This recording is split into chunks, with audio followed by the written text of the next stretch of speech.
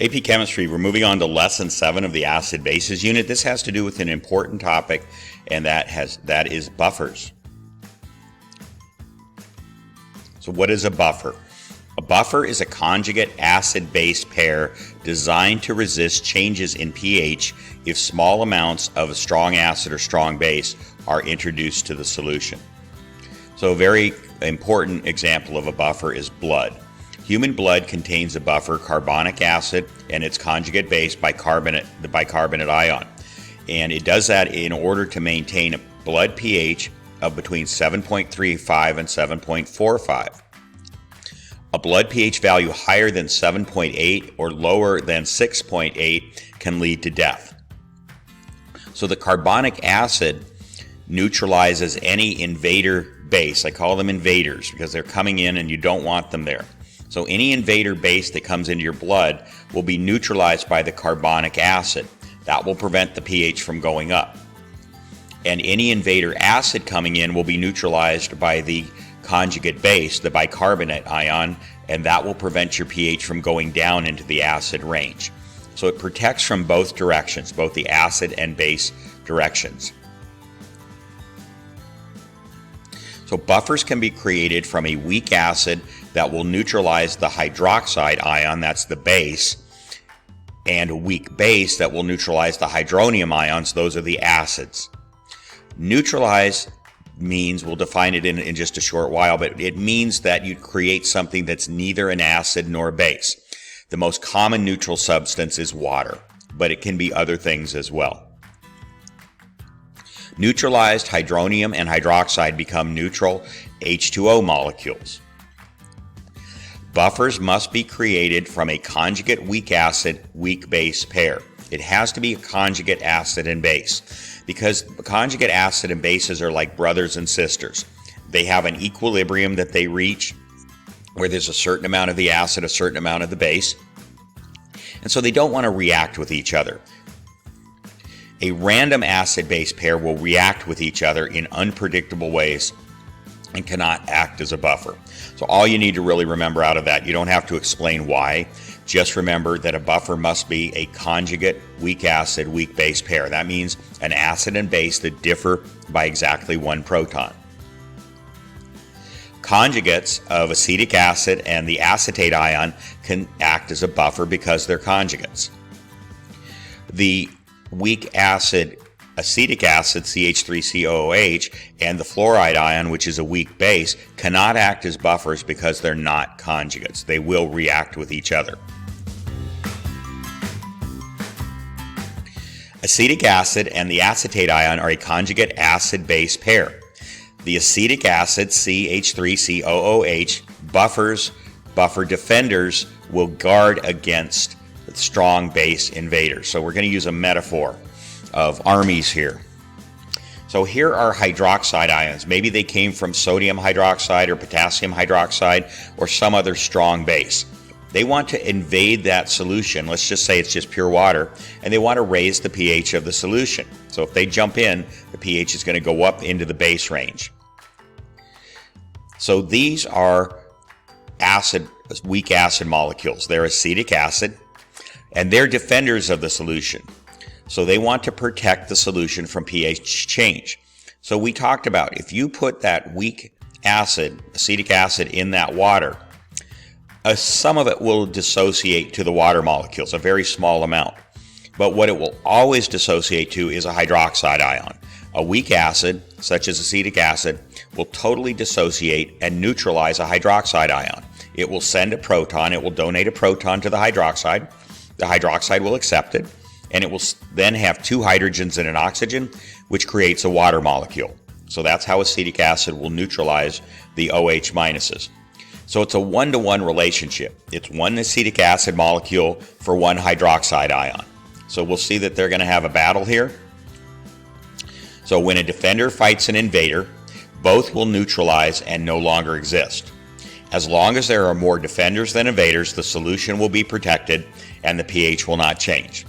So here they go. They're going to go to battle, and those two neutralize, those two neutralize, and those two neutralize. So all the hydroxide ions are gone. There were still a couple of defenders left. So the defenders won that one, and the pH didn't change. So there are no invaders left, but there are 2 defenders, so the pH remains unchanged. Now, you did use up some of your defenders doing that. If more OH came in, you would not be able to resist the change in pH for very long because you only have 2 defenders left. The solution also has acetate ion defenders to protect against strong acids, but they are not needed in this reaction. Okay, so now we're going to attack from the other side. These are the H+, the hydronium ion invaders from a strong acid, for example, hydrochloric acid. They want to lower the pH of the solution into the acid range. So on the other side of the buffer, you have the acetate ion, CH3COO-. So these are the acetate ion defenders of the solution. They want to protect the solution from pH change. So the CH3COO- buffer conjugate base defenders neutralize the H+ strong acid invaders by accepting a proton until one of the 2 runs out. So now they're going to go to battle again, and those 2 neutralize, those 2 neutralize, those 2 neutralize, neutralize, neutralize. When a defender fights an invader, both will neutralize and no longer exist. This time there are more invaders than defenders, so the invaders win and the pH of the solution changes. So with all of the buffer defenders gone, the remaining strong acid invaders are free to pass protons to water molecules, and that creates hydronium ions, H3O+ ions. This will lower the pH down into the acidic range. So there they go. The invaders are going to jump in the solution, and they're going to create hydronium ions. Of course, they were already in the solution, but in our metaphor, we're acting like they were trying to attack the solution from the outside. Okay, so there they are. Now the solution becomes more acidic. pH will hold only as long as there are more buffer defenders than invader strong acid or strong base. Salts. So to understand buffers, we have to define a couple of new terms. One of them is a salt. When a hydrofluoric weak acid molecule dissociates, it produces its conjugate base, which is the fluoride ion F-. This is a reversible reaction, so the fluoride ion base can take back the same proton or a different one. So again, with weak acids, they can give off the proton, but then they can also take it back. When they give it off, you have the fluoride ion. That's a conjugate base of hydrofluoric acid. When the proton returns, it turns the particle back into hydrofluoric acid, HF. So that is a reversible reaction. So the fluoride ion F- is the conjugate base of hydrofluoric acid. A salt is a neutralized acid or base. Neutralized means that it's neither an acid or a base. So to neutralize an acid or a base means you turn it into something that's not an acid or a base. The most common neutralization would be a water molecule. Now I know we say oftentimes that water can either be an acid or a base, but in a general sense by itself it's neither one. It's a neutralized. If you think about it, you put an H+ ion together with an OH- ion, that's a hydronium and a hydroxide, you put them together, you have a water molecule. They've neutralized each other. A salt is formed when a 1+ cation, such as sodium, Na+, and you just have to go to your charge number by ion sheet, or just remember how elements ionize. We talked about that back in the ionic bonds unit. So a salt is formed when a 1+ cation, such as sodium, Na+, which takes on a 1+ charge, attaches to the conjugate base F- or some other weak base. So the Na+ and the F- form an electrically neutral ionic bond. Positive, negative attract each other. This bond will only form out of water, but will dissolve 100% of the time when you put it into water. So again, let's think of that. What you did is you had a hydrofluoric acid. A proton left it. It went away. That was a +1 charge. you substituted that proton for a sodium ion, which is also a +1 charge. So they're both of them, they're electrically neutral. The difference is a sodium attached to a fluoride ion is not an acid or a base. It's a neutral substance. It's neither an acid nor a base. So that is what's called, so the fluoride ion F- and any cation such as Na+ form a basic salt, a neutralized base. So that's called a basic salt. It's formed from a base, F-, but it's been neutralized. It's no longer a base, so that's called a basic salt. Again, the word salt means it's neutralized. NaF is called a basic salt because it is formed from the neutralization of a base. An acidic salt is formed when a weak acid is neutralized by an anion, such as a chloride ion. So a weak acid has will have, in this case, well, let's take this example. Here we have ammonia, NH3, and that molecule is a weak base and can accept a H+ proton from the water molecule. So we're going to see that happen right here. So some of the time, not all the time, it's a weak base. A proton will jump from the water molecule over to the ammonia molecule.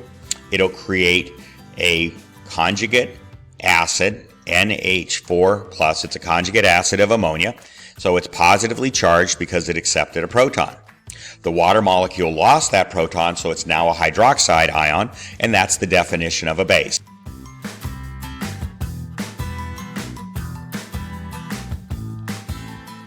Okay. An acidic salt is formed when a weak acid is neutralized by an anion, such as a chloride ion, Cl-. Again, go to your charge number by ion sheet, and you'll see that Cl- is a 1- charge.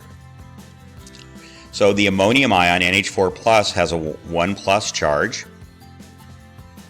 Now, if you take a chloride ion, it could be anything from the halogen group, which will produce 1- charges. That could be fluorine, a fluoride ion, a chloride, a bromide, an iodide ion. They all form 1- charges. So the chloride takes 1 electron to form a 1- charge. So there you see the chloride will be attracted to the ammonium ion. That's a positive charge and a negative charge. So an acidic salt is formed when a weak acid is neutralized by an anion. The ammonium ion, NH4+, has a 1+ charge. So now what happens is the NH4+ creates an ionic bond with the Cl- to form ammonium chloride. So that's now a neutral molecule. You've neutralized a weak acid with a with a chloride ion, and therefore you've created a salt, and that's called an acidic salt because it's a neutralized acid molecule. NH4+ is an acid molecule. So this molecule is called ammonium chloride. It is a neutralized NH4+ acid molecule. A neutralized acid molecule is called an acidic salt. So let's review. This is something we did in previous lessons. Hydroxide ions, such OH- has such a strong pull on protons that it will cause 100% of weak acid molecules to dissociate. So there you have hydrofluoric acid on the left. It's a weak acid. So in water, only a small number of those protons will dissociate to a water molecule. That's the definition of a weak acid. But in the presence of a hydroxide, they will all dissociate. So this means that every strong or weak acid molecule that enters the water will give a proton to a hydroxide molecule, really hydroxide ion. Okay? So that was a weak acid with a strong base, with OH-. Now we're going to look at a strong acid with a weak base. That's the fluoride ion is a weak base. It will weakly attract protons from water molecules. But what happens when you put it in solution with a strong acid? A strong acid, HCl, is placed in aqueous solution with a weak base of F-, the conjugate base of hydrofluoric acid, HF. Will the proton donate to the water molecules or to the fluoride ions? So we know that a strong acid, HCl, will 100% of the time dissociate to water, to those two water molecules right there.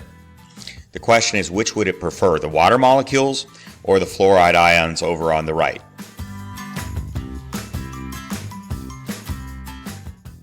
So the strong acid H plus protons will first dissociate to the weak base fluoride ions F minus. Okay, so you had 4 strong acid molecules and 4 fluoride ions, and the fluoride ions neutralized the HCl. So what you really did there, if you think about it, is you took 4 strong acid molecules and traded them in for 4 weak acid molecules. Now the strong acids will really turn the solution acidic because it will dissociate to water molecules 100% of the time. But the weak acid molecules, the hydrofluoric acid that you now have over there on the right, will only occasionally dissociate to a water molecule. So you've traded something that will always dissociate to a water molecule and create an acidic solution for something that will only occasionally, very, very rarely, dissociate to a water molecule. So what the fluoride ions did is they neutralized the strong acid molecules. Now, if you still have a strong acid molecule left after all the F minus ions have been used up, then that will dissociate to a water molecule and create a hydronium ion and turn the solution into an acidic solution. So let's read this. The strong acid HCl is placed in aqueous solution of a weak base F minus and the conjugate base HF. Will the proton donate to the water molecule or the F minus ions? So the strong acid H plus protons will first dissociate to the weak base fluoride ions F minus. That's their first choice. Only after all the fluoride F minus ions have been consumed does the HCl dissociate to the water to create hydronium ions. So what that's saying, again, is that the weak base F minus will neutralize the strong acid. Only after you've used up all of the F minus, then will the strong acid HCl dissociate to a water molecule. So to create a buffer, how do we do it? We need to do several things. First, you need to choose the pH you want to hold stable. So for blood, for example, it was between 7.35 and 7.45. First, though, you choose the pH, and that would be 7.35 to 7.45. Next, you choose a conjugate weak acid-base pair with an acid pKa equal to the desired pH. Okay, we're going to get into that concept in a later lesson. The third thing you do is you use an equal number of moles of weak acid. The third thing you need to do, and this is what we're going to do in this lesson, is you need to use an equal number of moles of a weak acid and its conjugate base salt. Or you could flip that around. You could use an equal number of moles of a weak base and its conjugate acid salt. We're actually going to, in our example today, we're going to do 3A. We're going to take the weak acid and its conjugate base salt to create equal numbers of the acid and the conjugate base.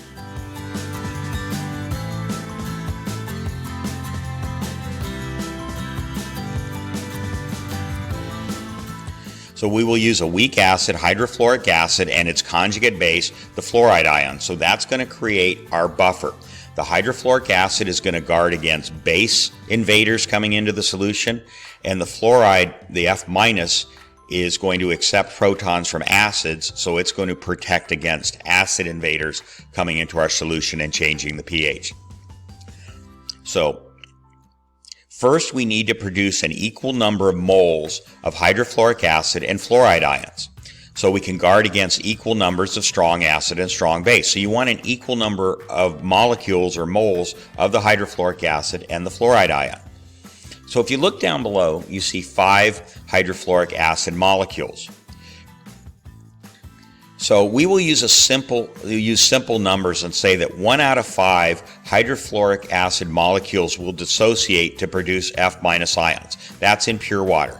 The number is obviously much, much smaller than that, but we're trying to keep the number simple. So we're going to say that 1 out of 5 hydrofluoric acids dissociate. So you see that that just happened.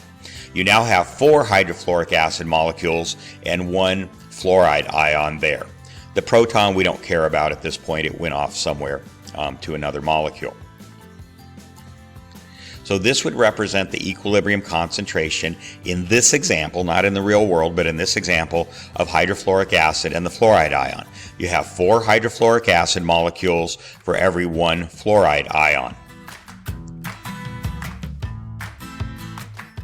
So the equilibrium concentrations of hydrofluoric acid and fluoride will serve as a buffer.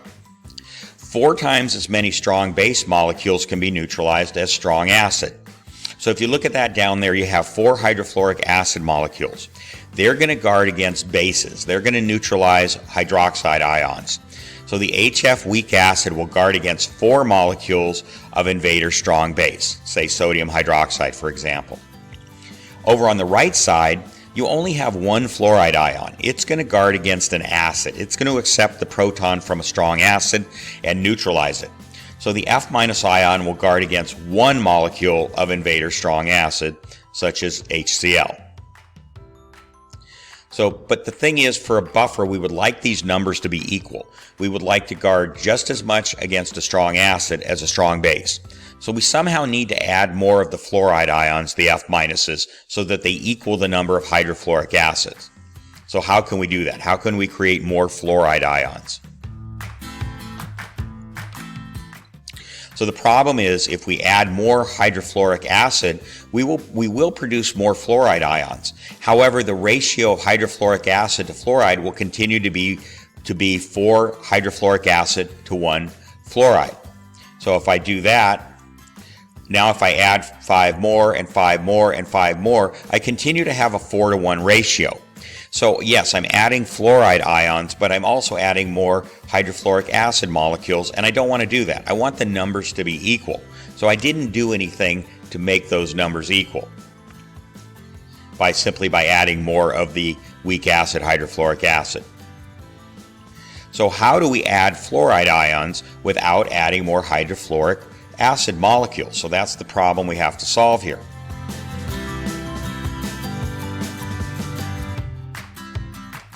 So how do we add more fluoride ions without adding more hydrofluoric acid molecules?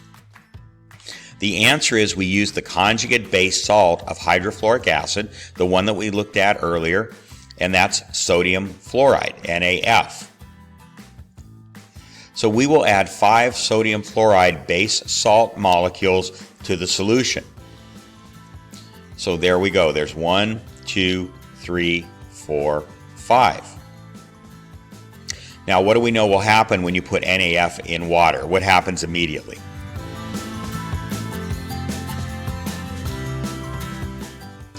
The sodiums will break away. Your solubility rules tell you that.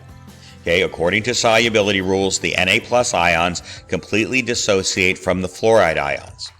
So now what you have is you now have 1, 2, 3, 4, 5, and even 6 of the fluoride ions there. Okay, that's how you got more fluoride ions without putting more hydrofluoric acid into the solution.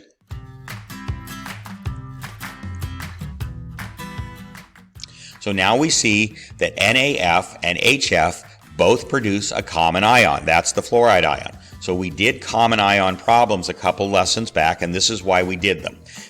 Did those problems because we're going to use them in creating buffers. So now we actually have 4 hydrofluoric acid and 6 fluoride ions. So we actually have more fluoride ions now than we have hydrofluoric acid. But from our earlier common ion problems, and according to Le Chatelier's principle, the concentration of fluoride ions is greater than equilibrium. Okay, remember the equilibrium was 4 hydrofluoric acids for every 1 fluoride. Now you have way more than that. You have 6 fluorides and 4 hydrofluoric acids. So remember what Le Chatelier's principle said that would do. You have on the product side, on the fluoride ion side, you have way too many for equilibrium. So this will push the reaction back toward the reactant side, the hydrofluoric acid. So the excess of fluoride ions above the normal equilibrium concentration will push the reaction back to the left to create more hydrofluoric acid molecules. So watch this happen here. So there's the reaction in simplified form, and it's going to go back to the left because you have too many of those F- on the product side. So there goes the fluoride ion. It's going back over to the hydrofluoric acid side, And from somewhere, it's going to associate with a proton that'll come from somewhere. And now you have a hydrofluoric acid molecule again. That's because Le Chatelier's principle says the reaction is going to get pushed back to make more reactants. There were too many products, F- molecules, so the reaction went backwards. So we accomplished our goal. We have the same number of hydrofluoric acid as fluoride particles. This is how to create a buffer starting with a weak acid. So a buffer, here's the thing to remember, a buffer is created by using a weak acid and a salt of its conjugate base. So you can't just keep putting more of the weak acid in, of the hydrofluoric acid, to get the fluoride ions. You'll never get them to be even. So what you did is you went and got the salt of the conjugate base, in this case sodium fluoride. The sodiums broke away and they went off to the side, and the fluorides therefore increased in concentration until they were equal with the hydrofluoric acids. So now we have a buffer that will defend equally against bases, that would be the hydrofluoric acid molecule, and against acids, that would be the fluoride ion over there on the right. So the buffer can now guard against OH- or H+ invaders equally. A buffer from a weak base can also be created in the same fashion, but we just did this one example of creating a buffer from a weak acid. Okay? So that takes care of this lesson. So that's the first step in how do you create a buffer, is how do you get equal numbers of an acid and base in the solution so that you can protect against both an invading acid and an invading base. Okay, we'll learn